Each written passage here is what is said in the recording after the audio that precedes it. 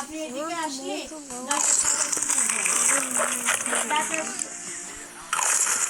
না না সে ডাক্তার সাথে আসছে, কারণ সে হচ্ছে অন্য গাছ লাগানো লাগে, যত্ন করা লাগে, ডাটার শাক তো যত্ন করা লাগে না, সে তো খালি ছিটাইছে হয়ে গেছে।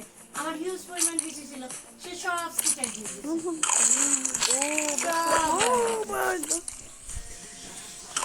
হ্যাঁ সবুজটা দুই ধরনের আছে, মানে কিছু কিছুটা ওই যে কিরকম ভালো না ওটা আগেই পেকে যায়, আর কিছু কিছু ডাটা আছে ওইটা অলম্বা অনেক অনেক ব্রাঞ্চ বেরোয়, ওইটা খেতেও খুব মজা।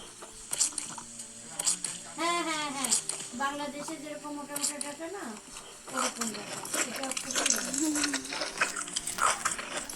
আমি সে বলে যে আমি লাল শাকের বেশি শিখেছি, কিন্তু লাল শাক ওঠে না।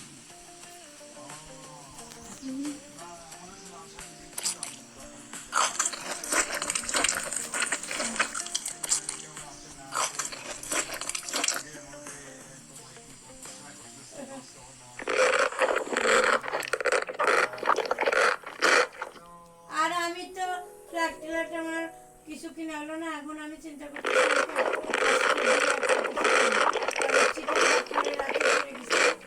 এখন আমি চাইতেছি টাইম নিয়ে আসতে দিলে তখন একটু আগাই, বুঝে শুনে আগাই, মানে তাড়াহুড়ো করতে চাই না, কপালের ব্যাপার।